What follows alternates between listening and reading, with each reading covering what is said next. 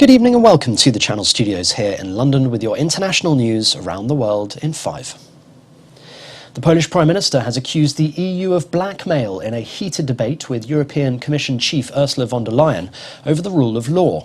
Aby przedstawić Państwu to, co jest rzeczywistym przedmiotem sporu. Mateusz Morawiecki accused the EU of overstepping its powers. The clash in the European Parliament follows a top Polish court ruling that rejected key parts of EU law. We cannot and we will not allow our common values to be put at risk. Mrs von der Leyen said she would act to prevent Poland undermining EU values. A gang which kidnapped a group of missionaries from the US and Canada in Haiti is demanding $1 million in ransom for each of the 17 people it is holding. All of those kidnapped are US citizens except one who is a Canadian national. The gang is notorious for kidnapping groups of people for ransom and were also responsible for abducting a group of Catholic clergy in April. The welfare, the safety, the security of US citizens abroad is one of our highest priorities. State Department spokesman Ned Price has said the United States has dispatched a small team to Haiti to assist in efforts to locate and free the group. Australian police say they have grave concerns for a 4-year-old girl who disappeared from a remote coastal campsite at the weekend. Cleo Smith was last seen sleeping in her family's tent at the Kuoba Blowholes camping ground in Western Australia early on Saturday morning. Her mother said early the next morning the tent was open and the girl was gone along with her sleeping bag. The case has attracted national attention, with authorities saying they will leave no stone unturned. North Korea has fired a suspected submarine-launched ballistic missile into waters off the coast of Japan. 2019년 10월 2일 오전 Pyongyang unveiled the missile in January, describing it as the world's most powerful weapon. It comes weeks after South Korea unveiled a similar weapon of its own.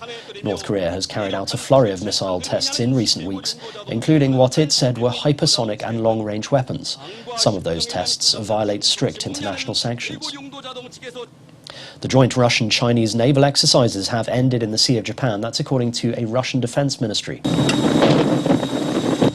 Russia and China held joint naval drills as part of the cooperation between the two countries from October the 14th, involving warships and support vessels from Russia's Pacific Fleet. On Tuesday, Japan confirmed the passage of Chinese and Russian naval vessels sailing together through the strait which separates the Sea of Japan from the Pacific. The Japanese government said it was closely watching such activities. China has released footage of what it describes as the test run of a self-developed solid rocket engine with the world's largest thrust. The booster engine, with a diameter of 3.5 meters and a maximum thrust of 500 tons, powered by 150 tons of solid fuel, is the most powerful solid rocket engine with the largest thrust in the world so far. A popular Ghanaian artist has posted a statement on Facebook saying his life is in danger and that he is on the run until he can be assured of his safety in the country. Shatta Wale's collaboration with Beyoncé on her Lion King album expanded his fan base in Africa and in diaspora communities around the world. Real name Charles Ni Armamensa said he had received threats and that he was going through emotional trauma. The Olympic flame has been officially handed over to representatives from China following protests that had disrupted the lighting ceremony the day before. Yu Zaiqing, vice president of the Chinese Olympic Committee, accepted the torch from International Olympic Committee member Spiros Kapralos at a ceremony in the Panathiaik Stadium in Athens. On Monday, human rights activists protested as the Beijing 2022 Olympic flame was lit at Greece's ancient Olympia, just over 100 days before the start of the Games in February.